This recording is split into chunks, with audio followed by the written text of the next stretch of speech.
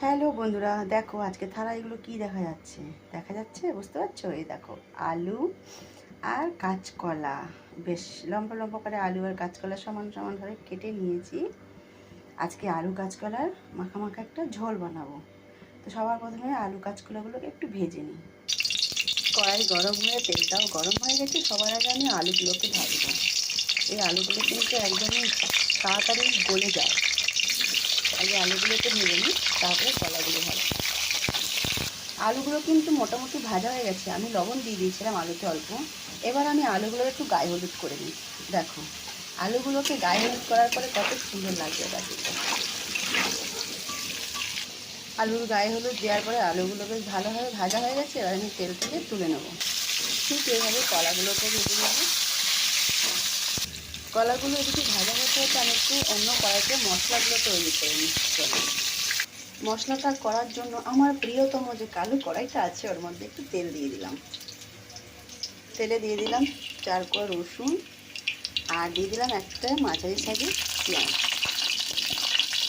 এগুলো একটু ভেজে নিই। এবার দিয়ে দেবো একটা টমেটো আর কিছুটা কাঁচা লঙ্কা। সবগুলোকে একসাথে ভাজা করে মশলাটা এখন পুরোভাবে ভাজা হয়নি, কলাগুলো কিন্তু এদিকে ভাজা হয়ে গেছে। তো কলাগুলো আমি একটু তুলে নিই। এবার আমি এতে স্বাদ অনুসারে একটু লবণ দিয়ে দিচ্ছি, 7 চামচ হলুদ গুঁড়ো আর দিয়ে দিচ্ছি 1 চামচ লঙ্কার গুঁড়ো। যেহেতু এতে কাঁচা লঙ্কাও কিছুটা দেওয়া আছে, তাই এটা একটু ঝাল ঝাল দিচ্ছি।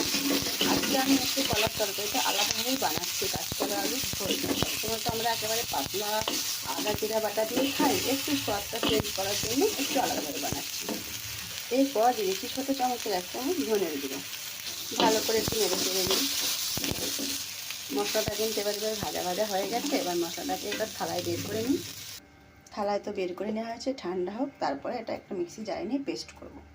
মশলাটা ঠান্ডা হয়ে গেছে, এবার আমি একটু পেস্ট করে নিই। হালকা হালকা গরম আছে। দেখো মশলাটা বেশ সুন্দর পেস্ট করা হয়ে গেছে। এইভাবে কখনো বানিয়ে তোমরা খেয়ে দেখবে, দারুণ লাগে খেতে। কোনো কাঁচা মশলার গন্ধ থাকবে না। এদিকে তেল তো গরম আছে, এতে দিয়ে দিচ্ছি কিছুটা গোটা জিরা আর দিয়ে দিচ্ছি 2টো তেজপাতা ছেড়ে। এবার দিয়ে দেবো বেটে রাখা মশলাটা। মিক্সির ডাব্বাটা ধুয়ে একটু জলও দিয়ে দিয়েছি যাতে কড়াইতে লেগে না যায়। মশলাটা তো এমনিতেই ভাজা আছে। এর সাথেই আমি দিয়ে দেবো কাঁচকলাগুলো, ভেজে রাখা কাঁচকলাগুলো। আলুগুলো আমি পরে দেবো। কলাগুলোকে আগে বেশ ভালো করে মশলা দিয়ে একটু ভেজে নেব। আমাদের যে আলুগুলো আছে চিপসনা আলু, একদমই তাড়াতাড়ি গলে একদম মোম হয়ে যায়।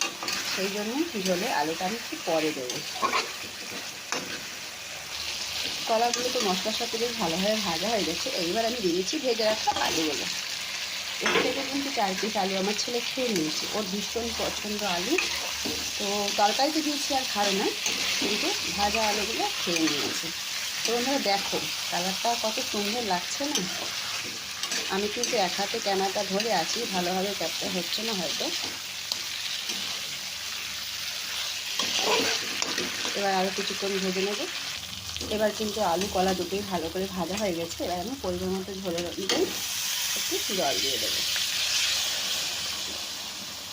যে থালাটায় ভেজে তুলেছিলাম সেই থালাটা ধুয়েই জলটা দিয়ে দিলাম, কারণ ওর মধ্যে অনেকটা তেল লেগেছিল।